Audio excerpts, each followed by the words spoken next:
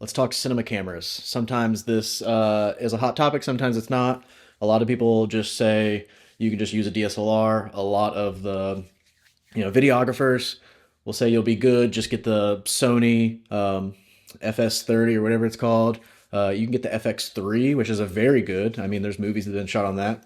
But when you're talking cinema cameras, the best way to go, in my opinion, is just kind of a larger body. Now, I know it's a hot topic. You can have your own opinion. I just prefer a larger body. I want a little bit of a heavier camera.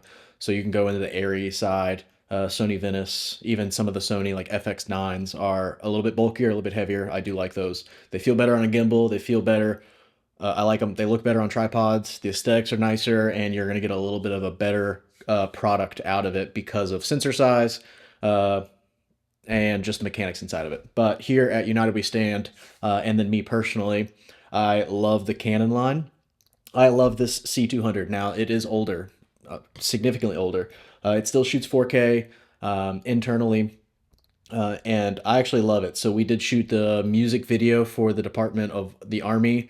Uh, let's say about 6 months ago, 7 months ago, and it is a workhorse. I love everything that comes out of it. The look, the tone of the skin, the feel of the camera on our Ronin, and everything like that. Just everything works flawlessly out of this thing. I do love the Sony for all of our studio work. It is a very phenomenal camera. The color looks great. The image quality is amazing, and I do love the file size out of the Sony. It is smaller compared to the Canon. If you both shoot 1080 or you both shoot the same 4K at 24 frames a second, the file size on the Canon C200 is going to be way larger, and that definitely plays a role in choosing on what you want. But I do love the Canon. We do shoot it on Canon RAW, which definitely doesn't help our file sizes. But no matter what, this file sizes are a little bit bigger, so that does play a role in your decision making of what cinema camera you go with. But I do love the Sony. For run and gun handheld stuff, it's way lighter, way easier. But whenever we have to do it and we have to fly it on a rig, whether that be an easy rig or our Ronin, it's way, way better. You can go into these red style formats, which this is a Z cam. So a red lookalike essentially. The cost is pretty much the same thing as you know the old. You can probably they're not the same. I guess I'll take that back. So this at the time when I bought it was $5,000 or $5,500, and now you can probably get this for around 2,500. So this is the Zcam E2 S6G with a global shutter, and that does allow you whenever you go back and forth, you're not going to see the wavy lines go back and forth, and that's pretty much needed in pretty much any content. But they do have a non-global version. You are going to get wavy lines, but if you're not shooting a bunch of actiony, it's very productiony. This is a very, very, very good camera. So this shoots 6K internally, all the way down to, of course, 1080.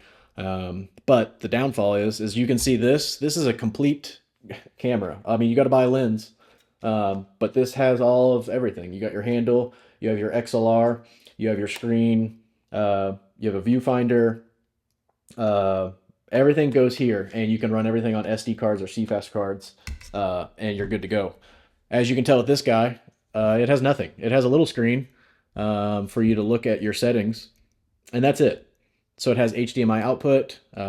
It has XLR, has two control cables. You can run 12-volt power from it. It is wirelessly controlled through a Nintendo, which is nice. There's a lot of times where I'll run it from the iPad if I have a different camera operator, or if it's just static and I can control it.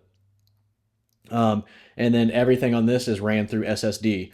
So we do plug it in SSD, and then there's a side mount that will slide the SSD into. I prefer that method for cost, efficiency, and it's just a lot faster workflow other than using the CFast thing. And CFast cards will run you, they can run you $200 for 500 gigs. It's rough out there. But this is a phenomenal camera. If you go red, if you go, the Panasonic has something like this, but if you go Zcam, doesn't matter. Phenomenal, phenomenal camera. But as you can tell, it takes a lot of rigging, and we'll go over that in a future video. A ton of rigging is involved just to make this camera work. And then you have your cinema lenses. So these are cheaper in Sony, Sirui. Sorry if I butchered that name, but Sirui. I love these lenses. It has an aluminum body. Still has all your T rings and everything like that. But these are for the Sony FS5 that we have, and I actually really do like them. They look phenomenal. The thing that we're filming on right now is a 35 mil, and the look is very good. Now, they are cost friendly. You can get these three. You can get a set of three for these for around $1,000. So that's very budget friendly compared to cinema lenses. They can get rather pricey very quickly. Some of the cheaper, nice cinema lenses are 12 grand. So it's not cheap by any means. But for what we do here, for internal projects, a lot of the times this is more than what we need. This is perfect. But when you're on those higher budget projects and you need just that next edge, you do have to rent some of those nicer lenses. But when it comes into cinema cameras, I love the Canon line. You can't go wrong with a Canon C series. And you can't go wrong with Sony. But I am a massive fan of Canon.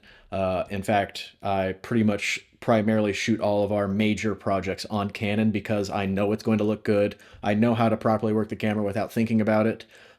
And I know it is a workhorse on set. If there's any questions, cinema, just hit me up and we can talk about it. But that is the way to go. I would go with a full on, ready to go film cinema camera. If you're new to the game, if you're a business or anything like that, as far as when it goes to production, because it's just all right here. You don't have to buy a bunch more equipment just to get this running.